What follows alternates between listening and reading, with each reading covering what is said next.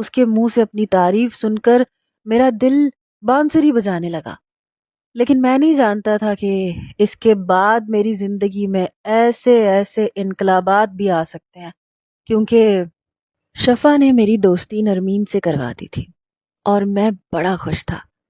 ان دنوں تو ہم دونوں ہی ہواؤں میں اڑ رہے تھے۔ وہ روز رات کو چائے کے 2 کپ بناتی اور اوپر آ کر میرے ساتھ چارپائی پر بیٹھ جاتی۔ پھر ہم لوگ وہ باتیں کرتے اور ہنستے کہ اگر ہم اپنے مقصد میں کامیاب ہو گئے تو ہمارے 2 وارے نیارے ہو جائیں گے۔ نرمین اپنے والدین کی اکلوتی بیٹی تھی، لیکن اس کے بنگلے کے ساتھ ہی اس کے چچا کا بنگلہ تھا اور اس کا کزن اسی یونیورسٹی میں پڑھتا تھا۔ یوں شفا کی اس کے کزن کے ساتھ اچھی دوستی ہو گئی اور میری نرمین کے ساتھ۔ ایک بار شفا اوپر آئی تو کہنے لگی، سارم بھائی، حمزہ مجھے ریسٹورنٹ میں چائے پہ بلا رہا ہے۔ میں نے کہا تو پھر؟ کہنے لگی، کیا مجھے جانا چاہیے؟ یہ بات سن کر میں کچھ سوچ میں پڑ گیا۔ میں نے کہا جانا تو نہیں چاہیے، کیونکہ تمہیں پتہ ہے یہ امیر لڑکے اتنے بھی اچھے نہیں ہوتے۔ وہ کہنے لگی اسی بات کا ڈر ہے، لیکن وہ کہتا ہے کہ وہ لازمی مجھ سے ملاقات کرنا چاہتا ہے۔ میں نے کہا اگر تم انکار کرو گی تو تمہیں کیا یہ ڈر ہے کہ وہ تمہیں چھوڑ دے گا؟ کہنے لگی ہو بھی سکتا ہے، کیونکہ بہت سی لڑکیاں اس کے پیچھے پڑی ہیں، یہاں تک کہ اس کے ساتھ ریسٹورنٹ میں جانے کو بھی تیار ہے۔ میں نے کہا ایک کام کرتے ہیں، تم اس کے ساتھ ریسٹورنٹ چلی جاؤ۔ کہنے لگی لیکن مجھے ڈر لگ رہا ہے۔ میں نے کہا میں وہاں پر ہی ہوں گا، جیسے ہی وہ تمہارے ساتھ ضرورت سے زیادہ فری ہونے لگے تو تم مجھے اپنے موبائل سے مس بیل دے دینا، میں ریسٹورنٹ کے اندر آ جاؤں گا۔ پھر تم کہنا کہ میں بڑی سخت قسم کا ہوں، تمہارا کزن ہوں، اگر میں نے تمہیں کسی لڑکے کے ساتھ دیکھ لیا تو بہت مشکل ہو جائے گی۔ ایسی باتیں کر کے اسے ڈرا دینا تاکہ وہ تمہارے ساتھ کچھ بھی غلط نہ کر سکے۔ میری بات سن کے مسکرانے لگی، کہنے لگی ہاں یہ ٹھیک ہے، اس طرح اس کی بات بھی رہ جائے گی اور میں اس کی نظر میں بری بھی نہیں بنوں گی۔ میں نے کہا ٹھیک ہے۔ پھر ایسے ہی ہوا، شفا نے مجھے مس بیل دی، میں ریسٹورنٹ کے اندر آ گیا۔ مجھے دیکھ کے شفا نے اپنے چہرے پہ بدحواسی سوار کی، سامنے بیٹھے لڑکے سے کہنے لگی، میرا کزن آ گیا، اگر اس نے مجھے دیکھ لیا تو گڑبڑ ہو جائے گی۔ شفا مجھ سے اپنا چہرہ چھپا رہی تھی۔ اس لڑکے نے پیچھے پلٹ کے مجھے دیکھا تو میں پورے ریسٹورنٹ کو یوں دیکھ رہا تھا جیسے کسی کو تلاش کر رہا ہوں۔ پھر شفا نے اپنے چہرے پہ نقاب کیا اور اسے بائے بائے کرتی ہوئی ریسٹورنٹ سے باہر نکل گئی۔ کچھ دیر میں ایسے ہی ادھر ادھر دیکھتا رہا، پھر میں بھی ریسٹورنٹ سے باہر نکل گیا۔ کچھ دور جاتے ہی ایک مقررہ جگہ پر میں اپنی بائک لے کر پہنچ گیا۔ وہاں شفا پہلے سے موجود تھی، ہمارے درمیان یہی طے ہوا تھا۔ وہ میری بائک پر بیٹھ گئی اور ہم ہنستے ہوئے اس لڑکے کا مذاق اڑاتے ہوئے گھر پہنچ گئے۔ نہ تو مجھے نرمین سے کوئی محبت تھی اور نہ شفا کو حمزہ سے۔ ہم تو صرف یہ چاہتے تھے کہ زندگی کی مشکلات ان امیر بچوں کے ذریعے آسان ہو جائے۔ تو کیا حرج تھا؟ شادی تو آخر کرنی ہی تھی، کسی سے بھی ہو جاتی، کوئی فرق نہیں پڑتا۔ نرمین سے جب میری محبت کا سلسلہ آگے بڑھا تو ایک بار وہ مجھ سے کہنے لگی کہ وہ مجھ سے ریسٹورنٹ میں ملنا چاہتی ہے۔ میں اسے ریسٹورنٹ لے گیا، لیکن دل بہت زور زور سے دھڑک رہا تھا کیونکہ تنخواہ ابھی ملی نہیں تھی اور اس امیر زادی کے کھانے کے لیے پیسے میری جیب میں کم ہونے کا ڈر تھا۔ لیکن بہرحال کھانا اس نے منگوایا ہی نہیں، بس تھوڑی سی ریفریشمنٹ منگوائی۔ کہنے لگی میں یہ جاننا چاہتی ہوں کہ تم کرتے کیا ہو، تمہاری انکم کتنی ہے؟ اسی سوال سے میں بچنے کی کوشش کر رہا تھا، لیکن وہی سوال نرمین کی زبان پہ تھا۔ میں نے کہا دیکھو میں اچھی جاب کی تلاش میں ہوں، لیکن فی الحال میری تنخواہ 30 سے 35 ہزار ہے۔ میری بات سن کر فرینچ فرائز اس کے ہاتھ میں ہی رکی۔ کہنے لگی تم نے یہ بات پہلے کیوں نہیں بتائی؟ میرا دل بڑی زور زور سے دھڑک رہا تھا کہ کہیں کوئی گڑبڑ نہ کرتے۔ میں نے کہا تم نے پوچھا ہی نہیں، لیکن میں تم سے محبت بہت کرتا ہوں۔ کہنے لگی ایسا کرو تم یہ نوکری چھوڑ دو۔ یہ سن کر پیپسی سیدھی میرے حلق میں جا کے لگی، میں کھانسنے لگا۔ میں نے کہا کیوں چھوڑ دوں؟ کہنے لگی کل سے تم میرے ڈیڈ کے آفس میں آ جانا، میں تمہاری جاب لگوا دوں گی۔ یہ سن کر میں جتنا حیران ہوتا اتنا کم تھا۔ میری تو پہلی لاٹری کھل گئی تھی۔ کہنے لگی وہ میرے کہنے پر تمہیں جاب پر رکھ لیں گے۔ میں نے کہا نرمین تم سچ کہہ رہی ہو؟ کہنے لگی تو اور کیا، دیکھو میں تم سے محبت کرتی ہوں اور مجھے بالکل اچھا نہیں لگتا کہ جس سے میں محبت کرتی ہوں وہ کوئی معمولی نوکری کرے۔ میں نے کہا میں بھی نہیں چاہتا، میں تو بہت کوشش کر رہا تھا کہ میری کسی اچھی جگہ پہ جاب لگ جائے۔ کہنے لگی لیکن اب تمہیں فکر مند ہونے کی ضرورت ہی نہیں ہے۔ بہرحال دوسرے دن میں ڈرتے ڈرتے اس کے باپ کے آفس چلا گیا۔ اس کا باپ مجھ سے بہت اچھے طریقے سے ملا، میرا انٹرویو لیا اور پھر مجھے جاب پہ رکھ لیا۔ میں بے حد خوش تھا، یقین مانے بھنگڑے ڈالنے کو جی چاہ رہا تھا۔ جب میں نے یہ خبر شفا کو سنائی تو وہ بھی بہت خوش تھی، کہنے لگی یہ تو بہت اچھا ہو گیا۔ میں نے کہا یہ سب کچھ تمہاری بدولت ہوا ہے، تم میرے لیے بہت لکی ہو۔ میں نے اسے اسی دن ہوٹل لے جا کے کھانا کھلایا، وہ بھی بڑی خوش تھی۔ کہنے لگی حمزہ بھی میرے معاملے میں بہت سیریس ہے، کہتا ہے میرا رشتہ مانگنے کے لیے گاؤں تک چلا جائے گا۔ میں نے کہا یہ تو بہت اچھی بات ہے۔ بہرحال ہم دونوں کی زندگی میں اب چین آنے لگا تھا، لیکن اچانک سے ایک رات اماں کے سینے میں درد اٹھا، ایسا اٹھا کہ مجھے انہیں ہاسپٹل لے جانا پڑا۔ اماں نے تو ہاسپٹل جاتے ہی واویلا مچا دیا، کہنے لگی مجھے دل کا دورہ پڑ گیا، مجھے پتا ہے میں بچ نہیں پاؤں گی۔ میں نے کہا اماں آپ ایسا کیوں سوچ رہی ہیں، ایسا کچھ نہیں ہے۔ لیکن میری ماں نے تو شور مچا کے رکھ دیا، بی پی تھوڑا سا ہائی تھا، لیکن کہہ رہی تھی میرے سینے میں بہت درد ہے، مجھے پتا ہے میں مرنے والی ہوں۔ میں بہت پریشان ہو گیا کہ یہ کیا نیا تماشا ہے۔ ڈاکٹر کہنے لگی کہ ہمارے خیال سے انہیں ہارٹ کا کوئی مسئلہ نہیں ہے، لیکن اماں کو کون سمجھا تھا۔ گھر آ کر بھی اماں نے بستر سنبھال لیا، ہر وقت کہتی رہتی کہ میرے سینے میں درد ہے، اب بچ نہیں پاؤں گی، مجھے پتا ہے میں نے مر جانا ہے۔ شفا بھی پریشان تھی۔ میری والدہ کہنے لگی شفا تم اپنی ماں کو بلا لو، میں آخری بار اپنی بہن کا چہرہ دیکھنا چاہتی ہوں۔ خالہ تو جیسے اس خبر کو سننے کے انتظار میں بیٹھی تھی، فواد کے ساتھ فوراً سے کراچی آ گئی، ساتھ میں خالو بھی آ گئے۔ میری والدہ نے اپنی بہن کے گلے لگ کے جو رونا شروع کیا، 1 گھنٹے تک تو دونوں بہنیں روتی رہیں اور میں اور شفا ان کی شکل دیکھتے رہے۔ خیر دونوں بہنیں ملی بھی 5 سال بعد تھی، شاید اس لیے۔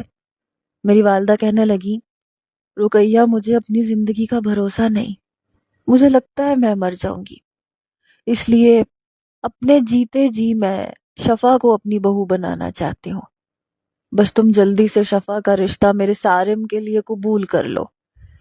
یہ سننا تھا میں نے آنکھیں پھاڑے پہلے اپنی ماں کو دیکھا، پھر شفا کو دیکھا، وہ بھی اتنی ہی حیران تھی جتنا کہ میں نے کہا اماں آپ کو کیا ہو گیا ہے؟ کچھ نہیں ہوگا آپ کو۔ شفا بھی کہنے لگی خالہ کیوں پریشان ہو رہی ہیں؟ وہ کہنے لگی نہیں نہیں، مجھے خواب میں اماں نظر آئی تھی، کہہ رہی تھی سمینہ چل میرے ساتھ چل۔ اماں ہاتھ پکڑ کے مجھے لے کر گئی تھی، مجھے پتا ہے اب میں بچنے والی نہیں ہوں۔ یہ کہتے ہوئے وہ آنسو بہائے جا رہی تھی۔ میری خالہ کہنے لگی ایسی باتیں نہ کرو آپا، ارے شفا تو تمہاری ہی ہے، مجھے کوئی اعتراض نہیں ہے، بھلے سے کل کو ان کا نکاح پڑھا دو، اسے اپنے پاس رکھ لو، لیکن ایسی باتیں نہ کرو۔ دونوں بہنوں کا ڈراپ سین شروع ہو چکا تھا، جذباتی باتیں، رونا دھونا۔ میں منع کرتا رہ گیا، لیکن ابا نے میرے سر پہ ایک تھپڑ لگایا، کہنے لگے اپنی ماں کی حالت نظر نہیں آ رہی تمہیں؟ اس کی آخری خواہش بھی پوری نہیں کرو گے؟ میں نے کہا کچھ نہیں ہوگا اماں کو، میں ڈاکٹر سے پوچھ کے آیا ہوں، ان کی ای سی جی بالکل ٹھیک آئی ہے، صرف ذرا سا بلڈ پریشر ہائی تھا اور کچھ نہیں تھا۔ لیکن ابا کہاں سننے والے تھے، کہنے لگے اس نے اپنی ماں کو خواب میں دیکھا ہے، اب نہیں بچے گی یہ، دیکھ لینا، چند دن کی مہمان ہے۔ بہرحال آنن فانن میرا ایمرجنسی اصولوں کے تحت شفا سے نکاح ہو گیا، اور نہ صرف نکاح بلکہ رخصتی بھی ہو گئی۔ جب میں کمرے میں آیا تو وہ روئے جا رہی تھی اور میرا جی چاہ رہا تھا کہ دیوار پہ اپنا سر دے ماروں۔ بھلا یہ بھی کوئی بات تھی، یہ کون سی لاجک تھی کہ خواب میں نانی نے آ کے اماں کا ہاتھ پکڑ لیا تو اماں کو لگا بس اب وہ مر جائیں گی، عجیب باتیں. پھر تو میں خود ہی ذہنی طور پہ بہت پریشان تھا، کیونکہ نرمین بھی اب مجھے رشتہ بھیجنے کا کہہ چکی تھی. یہ تک کہہ چکی تھی کہ میرے ڈیڈ نے تمہارے کام سے خوش ہو کے میری یہ بات بھی مان لی ہے. بہت جلد وہ ہمیں ایک اچھا سا اپارٹمنٹ لے دیں گے، پھر ہم وہاں رہیں گے. سب کچھ سیٹ ہونے والا تھا کہ اماں نے بھنڈ مار کے رکھ دیا اس پہ شفا کا رونا دھونا. میں نے کہا دیکھو یہ اپنا رونا دھونا بند کرو. کہنے لگی آپ نے اچھا نہیں کیا. میں نے کہا میں نے کیا کیا ہے؟ کہنے لگی کیوں نکاح کیا، کچھ بھی بہانہ بنا دیتے. میں نے کہا میری ماں تو جیسے سننے کو تیار تھی، تمہارے سامنے ہوا ہے نا جو بھی ہوا ہے. کہنے لگی آپ نے میری زندگی برباد کر کے رکھ دی، مجھے نہیں رہنا آپ کے ساتھ اور نہ آپ کے ساتھ کوئی رشتہ قائم کرنا ہے. میں نے کہا او ہیلو، مجھے بھی کوئی شوق نہیں ہے تمہارے ساتھ رہنے کا اور نہ کسی قسم کا رشتہ قائم کرنے کا. اچھی خاصی میری نرمین کے ساتھ سیٹنگ ہو گئی تھی. اب جب اسے پتا چلے گا وہ اپنے باپ سے کہہ کے میری نوکری چھڑوا دے گی. اور جہاں میری پہلی نوکری تھی وہاں میں نے لات مار دی تھی نوکری کو کہ دوبارہ قدم نہیں رکھوں گا ان کے آفس میں. 100 باتیں سنائی تھی میں نے اپنے باس کو. اب جا کے ان کی منتیں کروں گا تو اتنی امبیرسمنٹ ہوگی. کہنے لگی آپ کو صرف اس بات کی فکر ہے، میری زندگی برباد ہو کے رہ گئی ہے، مجھے نہیں گزارنی خالہ والی زندگی نا اماں جیسی. حمزہ تو میرا رشتہ لے جانے کے لیے بھی تیار ہو گیا تھا، سارے معاملات طے ہو گئے تھے. میں نے کہا تم تو رو سکتی ہو لیکن میں مرد ہوں، میں رو بھی نہیں سکتا. میں اپنا سر پکڑ کے بیٹھ گیا کہ اب کروں تو کیا کروں. بہرحال مجھے تو کوئی بھی راستہ سجھائی نہیں دے رہا تھا. میں جس قدر پریشان ہو سکتا تھا اس وقت ہو رہا تھا. شفا کی بات بھی ٹھیک تھی بالکل، ہم دونوں کی شادی زیادہ دیر تک کسی بھی طرح نہیں رہ سکتی تھی. بہرحال صبح میری ماں بالکل حشاش بشاش قسم میں ناشتہ بنا رہی تھی. میرا جی چاہا زمین پھٹے اور میں وہیں دفن ہو جاؤں. میں نے کہا اب آپ کچن میں کیا کر رہی ہیں؟ اب آپ کے سینے کا درد ہٹ گیا؟ دل کے دورے کا اثر ختم ہو گیا؟ کہنے لگی شرم نہیں آتی تمہیں ماں کو اتنی باتیں سناتے ہوئے؟ ایک تو بیماری کے باوجود میں نے کہا کہ چلو میرے بیٹے کی شادی ہے، 2-4 دن مجھے بہو کے نخرے اٹھانے چاہیے. میں ناشتہ بنا رہی ہوں بجائے خوش ہونے کے تمہارا منہ بنا ہوا ہے. خالہ کہنے لگی یہ کس لہجے میں بات کر رہے ہو تم آپا کے ساتھ؟ میری ماں نے 4 آنسو پھر بہانے شروع کر دیے. کہنے لگی رقیہ اللہ کی قسم یہ ایسے ہی مجھ سے بات کرتا ہے، اس نے مجھے ذلیل کر کے رکھ دیا ہے، اس کی نظر میں ماں کی کوئی عزت ہی نہیں ہے. خالہ کہنے لگی خبردار جو تو نے آپا کو کچھ کہا تو. ایک تو ان کی طبیعت ٹھیک نہیں، اس کے باوجود وہ تمہارے لیے ناشتہ بنا رہی ہیں اور تم ہو کے باتیں سنا رہے ہو. اب خالو اور خالہ کی گھورتی نظریں بھی مجھ پہ تھیں. میں نے کہا اچھا معاف کر دیں مجھے. میں نے ہاتھ جوڑے تھے. کمرے میں آیا تو شفا کام والا جوڑا پہنے سرخ آنکھوں میں کاجل لگا رہی تھی. پوری رات رونے کی وجہ سے اس کی آنکھیں متورم بھی تھیں اور گلابی بھی ہو گئی تھیں. میں نے کہا یہ تم کس خوشی میں تیار ہو رہی ہو؟ کہنے لگی اماں نے کہا ہے. اب کیا کہوں ان کو، مجھے تو کوئی شوق نہیں ہے آپ کے لیے تیار ہونے کا. میں نے کہا یار کوئی حل نکالو نا، اس طرح تو زندگی نہیں گزر سکتی. دیکھو میں نرمین سے بہت زیادہ سیریس ہو چکا ہوں. کہنے لگی تو میں کیا کروں؟ یہ کہتے ہوئے اس نے لپسٹک لگائی. میں نے ایک گہری سانس لی. پھر میرے دماغ میں ایک آئیڈیا آیا. میں نے کہا بات سنو. کہنے لگی کیا ہے؟ میں نے کہا ہم حمزہ اور نرمین کو کچھ بھی نہیں بتائیں گے. کہنے لگی ہم نہیں بتائیں گے تو کیا پتہ نہیں چلے گا؟ حمزہ کہہ رہا تھا کہ وہ رشتہ لانا چاہتا ہے، رشتہ لائے گا تو میری ماں کیا بتائے گی نہیں کہ میری شادی ہو گئی ہے؟ اس نے اپنا میک اپ ڈریسنگ ٹیبل کے دراز میں رکھا. میں نے کہا دیکھو ابھی بھی کچھ نہیں بگڑا ہے، ہم ان سے بات کرتے ہیں کہ یہ جو نکاح ہوا ہے یہ ہمارے ماں باپ کی وجہ سے ہوا ہے اور ہم یہ نکاح نہیں کرنا چاہتے تھے. وہ لوگ امیر لوگ ہیں، ایسی باتوں کو مائنڈ نہیں کرتے. کہنے لگی آپ کو کیا لگتا ہے یہ بات سن کے حمزہ مجھ سے شادی کرے گا؟ کبھی بھی نہیں کرے گا. میں نے کہا میں اسے سمجھاؤں گا. دیکھو میں نرمین کو بلاتا ہوں ریسٹورنٹ میں، تم حمزہ کو بلا لو، ہم دونوں جائیں گے اور ان سے بات کریں گے. ہو سکتا ہے معاملہ بن جائے، بات ہو جائے، دیکھو کچھ کرنے سے ہی حل نکلے گا۔ کہنے لگی ٹھیک ہے، آپ جیسا کہتے ہیں میں کر لوں گی، اور ویسے مجھے کوئی امید نظر نہیں آ رہی۔ بہرحال میں ابھی نا امید نہیں تھا۔ میں نے نرمین کو ریسٹورنٹ میں بلایا اور شفا نے حمزہ کو۔ نرمین نے جب شفا کو میرے ساتھ دیکھا تو اس کے ماتھے پہ بل پڑ گئے۔ یہی کچھ حال حمزہ کا بھی تھا۔ مجھے دیکھ کے بڑے غصے سے اس نے شفا کی طرف دیکھا۔ میں نے نرمین کو بیٹھنے کا اشارہ کیا۔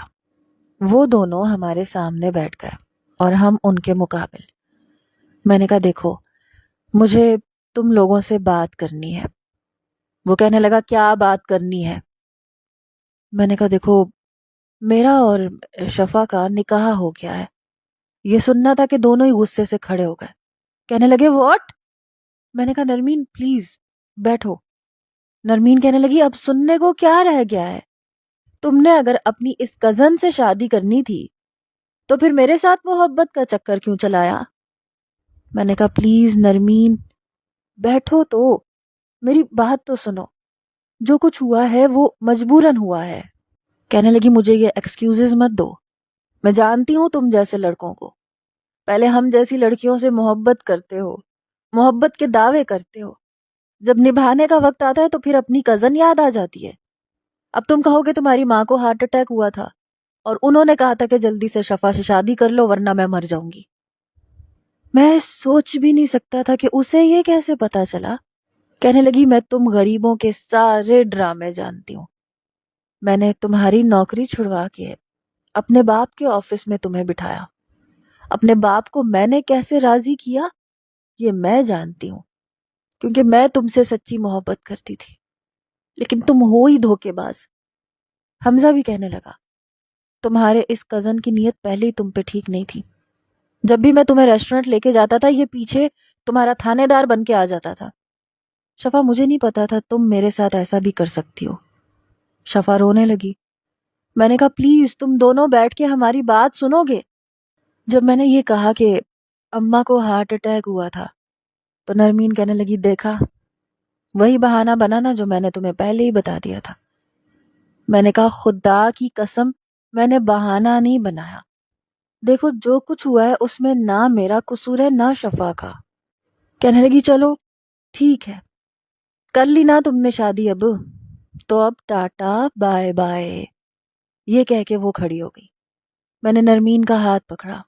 میں نے کہا پلیز بات سنو، دیکھو جیسے ہی یہ معاملہ ٹھنڈا ہوگا ہم ایک دوسرے سے الگ ہو جائیں گے، کیونکہ ہم دونوں ایک دوسرے سے محبت نہیں کرتے، تم لوگوں سے کرتے ہیں۔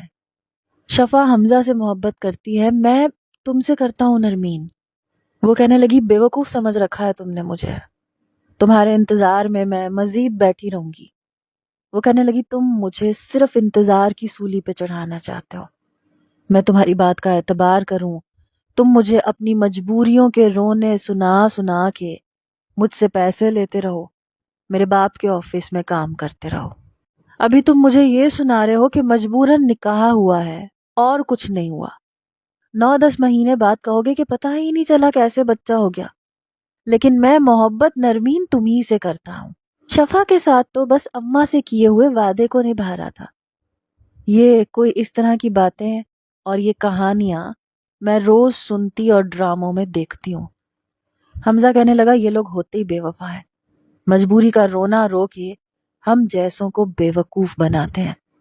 کہنے لگا انہوں نے جو کرنا تھا کر لیا، ٹھیک ہے اب جو ہمارا جی چاہے گا وہ ہم کریں گے۔ نرمین میں آج ہی اپنی موم کو اور ڈیڈ کو تمہارے گھر بھیجوں گا تمہارے رشتے کے لیے۔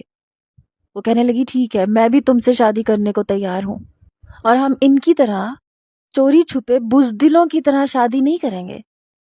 نرمین کہنے لگی شفا دوست ہونے کے ناطے میں تمہیں اپنی شادی کا کارڈ ضرور بھیجوں گی۔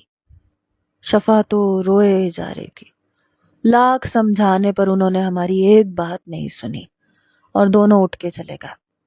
شفا کہنے لگی آپ نے اچھا نہیں کیا، آپ نے جان بوجھ کے یہ سب کیا ہے۔ میں نے کہا میں جان بوجھ کے کیوں کروں گا یہ سب، مجھے کیا ضرورت پڑی تھی یہ سب کچھ جان بوجھ کے کرنے کی۔ کہنے لگی جو بھی ہوا ہے بہت برا ہوا ہے۔ بہرحال ہم دونوں مایوس گھر لوٹ آئے۔ نرمین نے مجھے اپنے باپ کے آفس سے نکلوا دیا۔ میں نے دوبارہ سے منتیں ترلے کر کے اسی آفس میں نوکری کر لی جہاں پہلے کرتا تھا، لیکن تنخواہ پہلے سے بھی کم ہو گئی تھی۔ میں بے حد پریشان تھا۔ آفس سے گھر آیا تو شفا کا میں نے اماں سے پوچھا۔ کہنے لگی پتہ نہیں، اپنی کسی سہیلی سے ملنے کے لیے گئی ہے۔ میں نے دل میں سوچا اب کون سی سہیلی سے ملنے چلی گئی۔ بہرحال کھانے میں وہی بھنڈی پکی ہوئی تھی، شاید ہماری قسمت میں یہی لکھا تھا۔ میں کھانا کھانے ہی لگا تھا جب مجھے شفا کی کال آ گئی۔ میں نے فون اٹھایا۔ کہنے لگی سارے مجھے بچاؤ۔ میں نے کہا کیا ہوا، کہاں ہو تم؟ میں نے فوراً سے روٹی کا نوالا واپس رکھا۔ کہنے لگی حمزہ نے مجھے دھوکے سے خالی فلیٹ میں بلایا تھا، وہ مجھے برباد کر کے رکھ دے گا۔ میں تمہیں ایڈریس بتا رہی ہوں، جلدی سے پہنچ جاؤ۔ اس نے مجھے پتہ بتایا۔ میں باہر دوڑا، وہاں پہنچا اور میں پولیس کو انفارم کر چکا تھا۔ جیسے ہی میں فلیٹ پہ پہنچا میں نے دروازہ زور سے کھٹکھٹا دیا۔ دروازہ حمزہ نہیں کھولا تھا، مجھے دیکھ کے حیران تھا۔ میں نے کہا پیچھے ہٹو، کہاں ہے شفا؟ کہنے لگا اچھا تو اس نے تمہیں بلا لیا۔ میں بھی کہوں تمہیں کیسے پتا چلا کہ وہ یہاں ہے؟ تمہاری اس کزن نے میرے سے بہت سے پیسے لیے تھے، اس لیے جب تک میں اس سے اپنے پیسے وصول نہیں کر لوں گا اسے چھوڑوں گا نہیں۔ میں نے اس کو گریبان سے پکڑا اور اسے مکے مار مار کے دھو کے رکھ دیا۔ میں نے کہا تمہاری ہمت کیسے ہوئی میری بیوی کے لیے ایسی بات کرنے کی؟ شفا کمرے میں تھی، فوراً سے باہر آ گئی۔ تب تک میں اسے اچھا خاصا مار چکا تھا۔ شکر تھا کہ اکیلا ہی تھا وہ فلیٹ میں، وہ فرار نہیں ہو سکتا تھا، اور اسے میں نے اس قابل چھوڑا بھی نہیں تھا کہ وہ اٹھ کے مجھ سے مقابلہ کر سکے۔ ویسے بھی یہ ان برگر بچوں میں اتنی طاقت نہیں ہوتی کہ ہم جیسے دیسی نوجوانوں کا مقابلہ کر سکیں، کیونکہ برگر کھا کھا کے یہ صرف شکل کے گورے چٹے ہوتے ہیں اور برگر ہوتے ہیں۔ ہماری ماں نے بے شک ہمیں سبزی کھلائی تھی، دال کھلائی تھی، لیکن حلال روزی کی اپنی ہی طاقت ہوتی ہے۔ میں نے شفا کا بازو پکڑا اور اسے اپنے ساتھ لے آیا۔ میں نے کہا کس سے پوچھ کے گئی تھی تم؟ کہنے لگی وہ کہہ رہا تھا کہ اگر تم مجھ سے واقعی محبت کرتی ہو تو میرے بتائے ہوئے پتے پہ آ جاؤ۔ کہہ رہا تھا میں تمہیں اپنا لوں گا، تمہاری بات پہ بھروسہ بھی کروں گا۔ پھر اس نے اپنا چین لاکٹ اتارا۔ کہنے لگی یہ اسے واپس کر دو، مجھے یہ نہیں چاہیے۔ اس کا ایسا کوئی بھی تحفہ جس کے بدلے مجھے اپنی عزت کا سودا کرنا پڑے۔ میں نے سب کچھ شفا سے لے کے نرمین کے گھر کا رخ کیا۔ اس کے چوکیدار سے کہا کہ نرمین کو باہر بلائے، میں اندر نہیں جاؤں گا۔ نرمین باہر آئی تو بڑے غصے میں تھی۔ میں نے اس کا ہاتھ پکڑا، اس کی ہتھیلی پہ حمزہ کی دی ہوئی ساری چیزیں رکھ دی۔ میں نے کہا سنبھالو اسے، اور پھر اسے حمزہ کی ساری حرکت بھی بتا دی۔ وہ آنکھیں پھاڑے مجھے دیکھ رہی تھی۔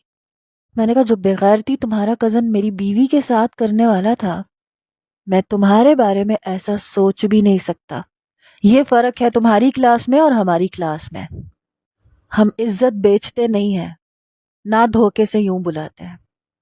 اپنے دیے ہوئے تحفوں کی قیمت دوسروں کی عزت سے وصول نہیں کرتے، یہ اپنے پاس رکھو۔ یہ کہہ کر میں شفا کو واپس لے آیا۔ اب وہ رو رہی تھی، مجھ سے معافی بھی مانگ رہی تھی۔ میں نے کہا آئندہ تم مجھ سے پوچھے بغیر کہیں نہیں جاؤ گی؟ کہنے لگی کہیں نہیں جاؤں گی۔ بہرحال ہماری شادی کو بھی 2 سال گزر ہی گئے۔ اللہ نے ایک بیٹا بھی دے دیا تھا، لیکن اب ہمیں سبزیاں کھاتے ہوئے نہ تو غصہ آتا تھا اور نہ وہ بری لگتی تھی۔ آفس سے جب میں گھر پہنچا تو شفا سے پوچھا کیا بنایا ہے؟ کہنے لگی توری کی سبزی۔ میں نے کہا واہ بہت اچھا کیا، تمہارے ہاتھ میں ویسے بھی جادو ہے، توری کی سبزی بھی کھاؤ تو لگتا ہے بریانی کھائی ہے۔ جاؤ جا کے لے کے آؤ، اور ہاں روٹی پہ تھوڑا سا گھی لگا دینا۔ کہنے لگی مہینے کی آخری تاریخیں چل رہی ہیں، اگلا مہینہ شروع ہوگا تو لگا دوں گی۔ میں نے ایک گہری ٹھنڈی سانس لی۔ ہمارے لیے یہی زندگی بہتر تھی۔ جو کھا رہے تھے عزت اور حلال کا تو تھا، امیروں کے چکر میں پڑ کے عزت گنوانے سے تو بہتر ہی تھا۔ اگر میری شادی نرمین سے ہو بھی جاتی تو میری زندگی اس دھوبی کے کتے کی طرح ہوتی جو نہ گھر کا ہوتا ہے نہ گھاٹ کا۔ آپ لوگوں کا کیا خیال ہے؟